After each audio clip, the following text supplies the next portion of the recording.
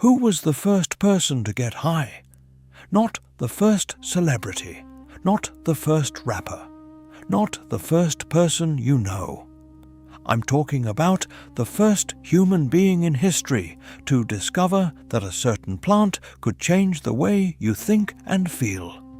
Imagine it. Thousands of years ago, before smartphones, before electricity, before modern medicine, someone was standing next to a plant. Maybe they were a farmer, maybe a hunter, maybe a healer.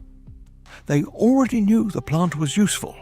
They could turn its fibers into rope. They could make clothing from it. They could eat its seeds. But then, someone discovered something else. If you burned certain parts of the plant, something happened. The smoke changed the experience of everyone around it. And that plant was cannabis. But who discovered it? And how did an ordinary plant become one of the most famous and controversial plants on Earth? To find out, we have to go back thousands of years. Today, we call it weed, marijuana, cannabis, pot. But those names belong to a much more recent world. For thousands of years, cannabis wasn't primarily known as a recreational drug. It was simply a useful plant. Cannabis could produce strong fibers. Those fibers could be turned into rope, cloth, fishing nets, and other materials. Its seeds could be eaten. Its oil could be used. And different cultures eventually discovered medicinal uses for the plant. So, imagine being an ancient farmer. You don't look at cannabis and think, let's get high. You look at it and think, this plant is useful. And that's probably where the human relationship with cannabis began.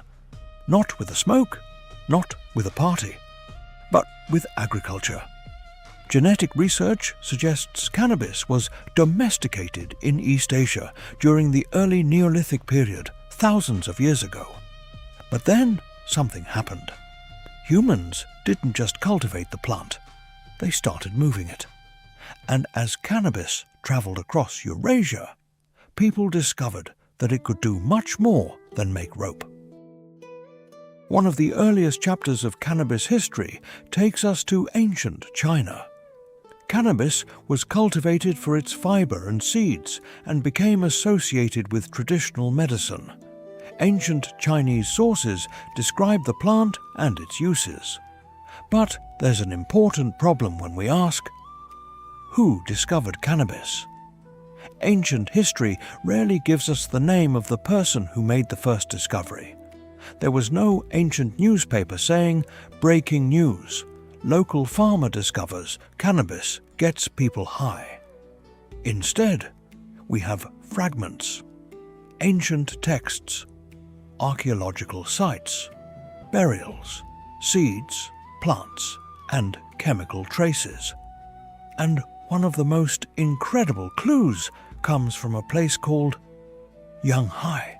In the Xinjiang region of modern-day China, archaeologists excavated an ancient cemetery known as Yanghai. Inside one grave, researchers discovered something extraordinary: cannabis. Not just a few random seeds, a large quantity of plant material. The burial dates back roughly 2,700 years. And chemical analysis found evidence of THC, the main psychoactive compound in cannabis. The grave belonged to a high-status individual who may have been a shaman. And the cannabis appears to have been deliberately placed with the dead. Think about what this means. Around 2,700 years ago, people weren't simply growing cannabis for rope. They had cannabis that contained psychoactive compounds, and they were deliberately using it. But this wasn't the only evidence. Thousands of kilometers away, another civilization was doing something remarkably similar. Travel west across the Eurasian steppe, and you encounter the Scythians. They were nomadic peoples who lived across enormous parts of Central Eurasia.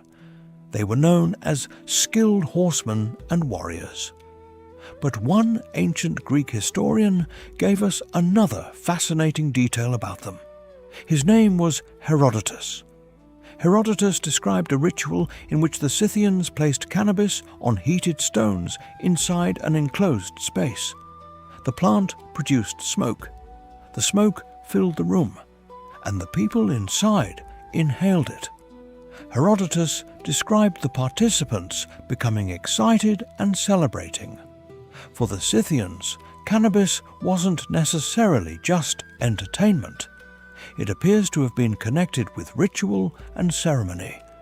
And here's where the story gets even more interesting. Modern archaeology has found physical evidence supporting the idea that ancient people in Central Asia deliberately burned cannabis for its psychoactive effects. At the Jerzankal cemetery in the eastern Pamirs, researchers discovered wooden braziers containing chemical evidence of cannabis burning. The evidence dates to around 500 BC. That's more than 2,500 years ago. So now we know something important. Humans weren't merely growing cannabis. They were deliberately burning it. They were inhaling it. And they understood, at least from experience, that it could alter their state of mind. But the story didn't stop there. As cannabis spread across Asia, it became deeply connected with different cultures.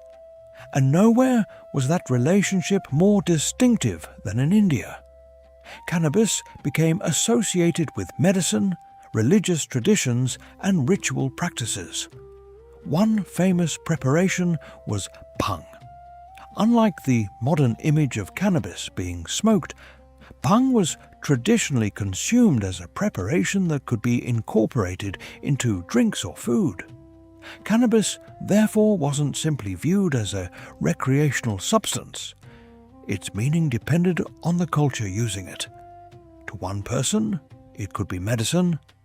To another, a sacred substance. To another, an agricultural crop. And that's one of the strangest things about cannabis history.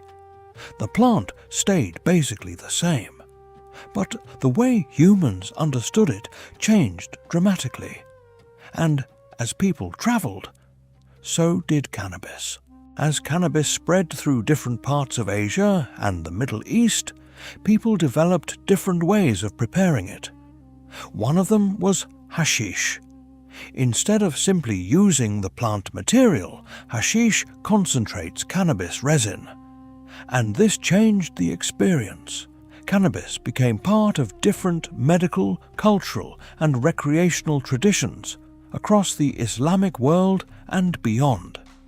By this point, the story of cannabis had traveled thousands of kilometers from its ancient origins. But there was still another transformation waiting, because eventually cannabis would travel into Europe, and Western medicine would take a serious interest in it. In the 19th century, cannabis began attracting increasing attention from Western physicians. One of the most important names was William O'Shaughnessy. An Irish physician working in India, O'Shaughnessy studied cannabis and reported on its possible medical applications.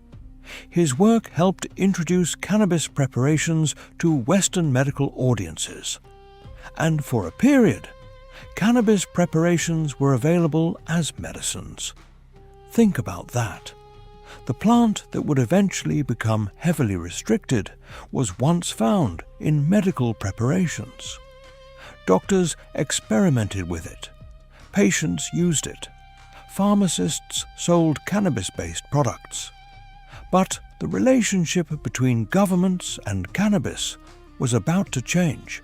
Dramatically, during the 20th century, governments around the world increasingly began restricting cannabis.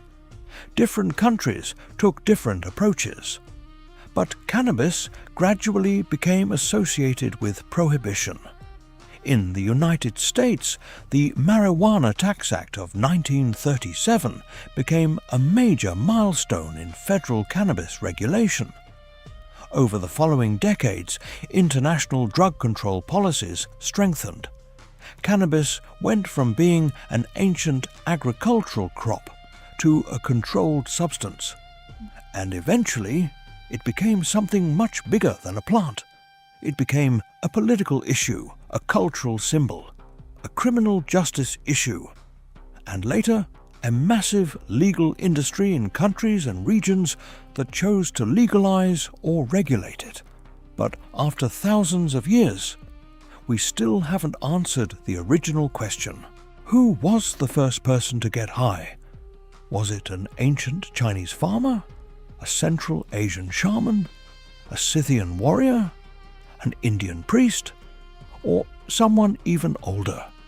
Here's the frustrating part. We don't know. There is no ancient record telling us the name of the first human to discover cannabis's psychoactive effects. And honestly, that makes sense.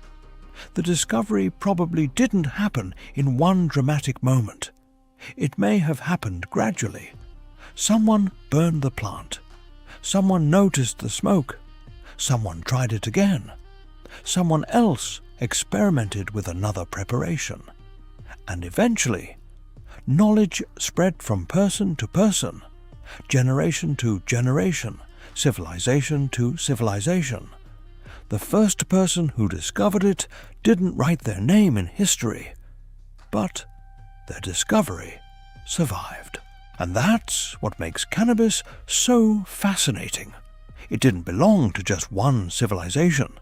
It followed humanity across continents. Ancient Chinese farmers cultivated it. Central Asian peoples burned it in rituals. Scythians used it. Indian traditions incorporated it. Greek and Roman writers described it. Medieval cultures developed new preparations. 19th century physicians studied it. 20th century governments restricted it. And today, the world is still arguing about it. One plant, thousands of years, countless cultures, and one mystery that will probably never be solved, because somewhere in the distant past, before history was written, before archaeology could record their lives, one human being became the first to discover what cannabis could do. We don't know their name. We don't know where they lived. We don't know what they felt. But we know one thing. They changed human history. And perhaps the strangest part, they probably had no idea they were doing it. This is past unlocked history.